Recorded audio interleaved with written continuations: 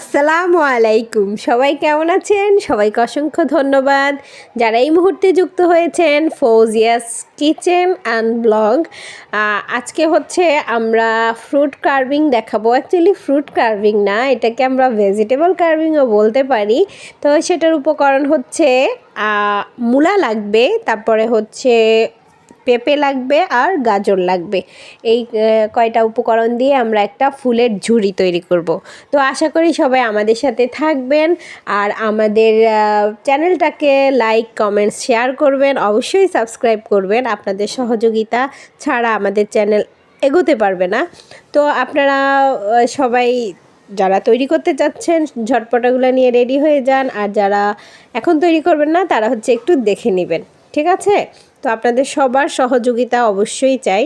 তো আমরা মূলাটাকে এক পরিষ্কার করে নিব, উপরের যে চামড়াটা আছে ওইটা ক্লিন করে নিয়ে মূলাটাকে হচ্ছে আমরা 6টা মাঝ বরাবর 6টা দাগ দিয়ে নিব। এগুলাকে একটু হালকা করে স্লাইস করে নিব, ছোট ছোট পিস করে নিব।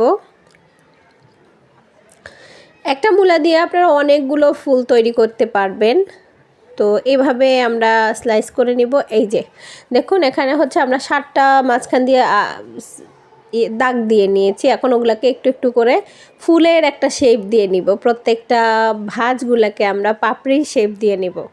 তো পাপড়ি শেপ দিয়ে নিলে দেখুন দুই সাইড থেকে, যেহেতু আমাদের ওখানে মাঝখানে দাগ দেওয়া আছে, প্রত্যেকটা পার্টের দুই পাশ থেকে হালকা হালকা করে আমরা একটু একটু করে এটাকে একটা পাপড়ির শেপ দিয়ে নেব। এই যে দেখুন, হ্যাঁ এইভাবে।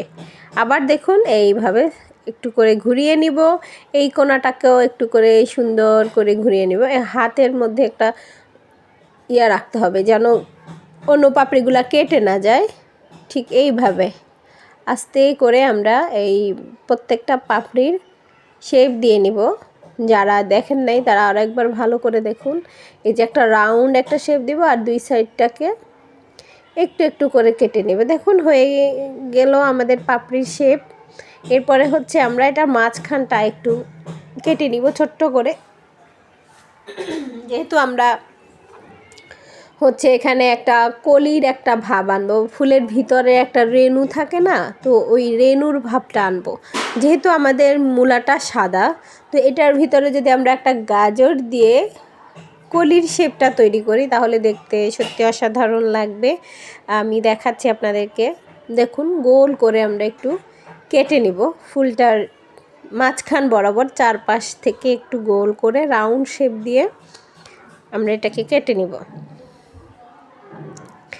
এরপর হচ্ছে আমরা একটা গাজর নিব। গাজর নিয়ে গাজরটাকে সুন্দর করে পরিষ্কার করে নিব। এভাবে পরিষ্কার করে নিয়ে এবার হচ্ছে আমরা এটাকে সুন্দর করে কেটে নিব। পাপড়ি শেপ মাঝখানে যেই কলিটা ছিল না, ওই কলিটার কেটে নিব। নিচের সাইডটা ফেলে দিয়ে এটাকে কাটবো। কেটে হচ্ছে মাঝখান দিয়ে আমরা 3 পিস করব। করে ওটাকে আবার 3 পিস করব।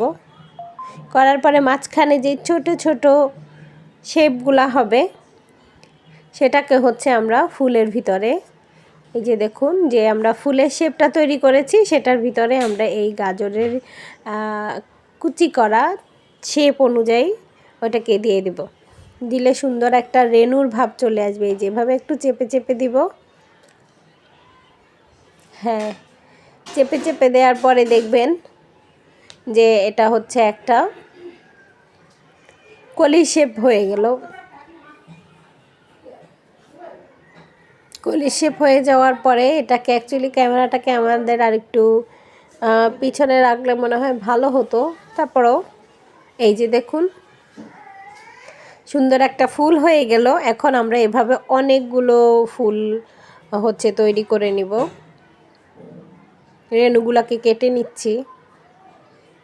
যেহেতু ফুলগুলা অনেকগুলা ফুল আসছে, যেহেতু আমরা হচ্ছে রেণুগুলাকে কেটে এভাবে একটা কাঠি দিয়ে ফুলটাকে স্ট্যান্ড করে নিব, যেন এই যে এটা যেন আমরা একটা ঝুড়ির ভিতরে দিতে পারি। তো পেঁপেটাকে হচ্ছে আমরা একটা ঝুড়ি শেপে কেটে নিব। মাঝখানে একটু লম্বা রেখে চারপাশ দিয়ে কেটে এভাবে ফুলগুলাকে সুন্দর করে সেট করে নেব। সুন্দর করে ফুলগুলাকে সেট করে নিব। ফুলগুলাকে আমরা এখন সুন্দর করে যেটা যেখানে বসবে ওইভাবে একটা ঝুড়ি শেপে দিয়ে নিব। দেখুন, আর আমরা তো পাতাটাকে কেটে দিব। পাতাটা হচ্ছে পেঁপের যে অংশটা আমরা কেটে ঝুড়ির জন্য রাখছি, বাকি অংশটা যেটা ফেলে দিয়ে দিব, সেই অংশ থেকে আমরা হচ্ছে পেঁপের খোসাটাকে একটু মোটা করে কেটে নিব, তারপর এটা লাগিয়ে দিব। দেখুন কত সুন্দর হয়েছে।